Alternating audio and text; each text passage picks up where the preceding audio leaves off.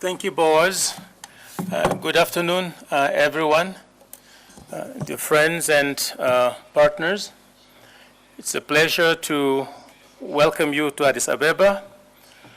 Let me start by thanking and saluting our leaders around the table, starting with Commissioner Rhoda Tumisime Peace, the Commissioner for Rural Economy and Agriculture at the African Union Commission, our own Commissioner in West Africa, Dr. Mark Atuga, Commissioner for Agriculture and Water Resources and Environment in ECOWAS, the Executive Secretary, Dr.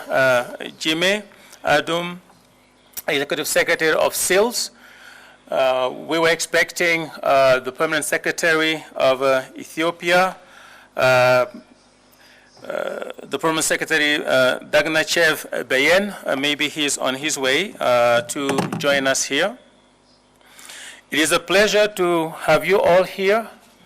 Like last year, we have a good crowd. The registration topped 200. We're always planning between 150 and 175. Thank you for answering and coming and traveling from so far away. We have a lot of our friends and collaborators from the countries here. Thank you to all of you and welcome. The institutions that work with us, the World Bank, USAID, our own IFPRI, the University of Bonn, the non-state actors, everybody's represented here. Thank you and welcome. The annual ReSAKSS conference is really the place and the time for us to look back and try and take stock of the progress that's been achieved under the CAADP agenda. It is also the time for us to look forward as we chart or continue at least to chart a course towards a more prosperous Africa, better governed and better livelihoods for its people. When we convene the annual meeting, we invite our partners to also seize the opportunity to contribute to that broader debate. Godfrey was talking about the 12 side events that took place. Thank you to all of you who organized the side events, and also thank you to all of you who came to participate in the side events. I'm getting already quite exciting feedback from it.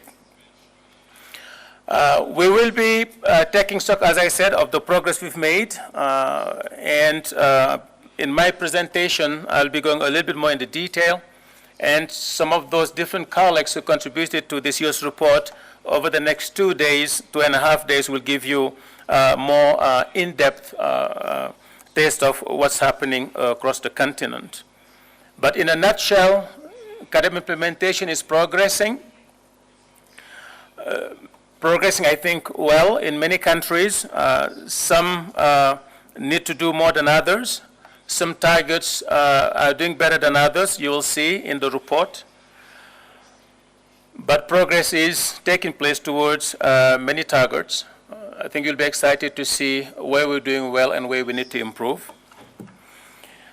But every year, when we come to this conference, we also want to contribute to the broader debate, not just taking stock and then, saying where we are progressing and where not.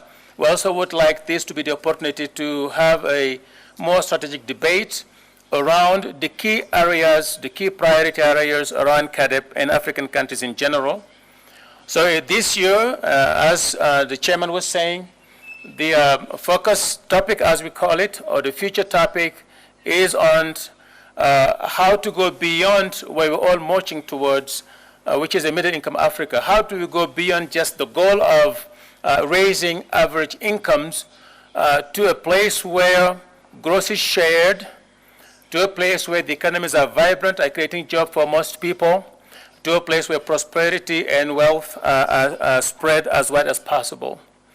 As we know, it's not automatic, but if you start thinking about it, in the aftermath of 15 solid years of growth, looking forward to what the conditions ought to be for that growth to be sustained, for the quality of that growth to be improved and enhanced.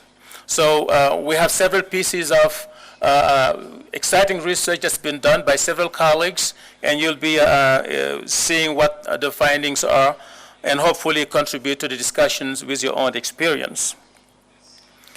We are lucky that this topic, which was decided 5 years ago, just like the topic last year on trade, we had a 5-year set of topics, and I think this was the next one. I will talk about it at the end of my presentation.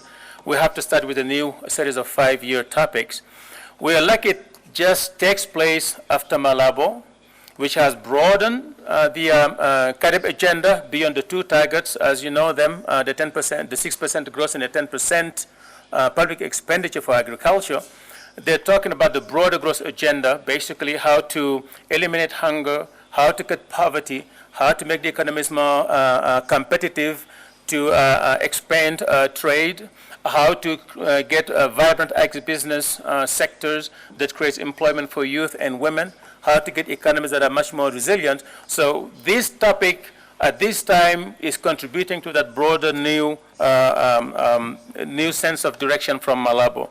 So that is exciting, and I look forward to your contribution, to your discussion over the next 2 days, and first and most foremost, your advice to us as ReSAKSS as we continue to work in support of the Carib implementation agenda, supporting our continental organization, ASEAN and PCA, but also the regional economic communities all the way to the country level. Thank you for coming. Some of you have traveled far away, from far away. Some have interrupted their annual leave to come here. We appreciate that, and we hope that you will find these next 2 days really worthwhile your time. Thank you very much.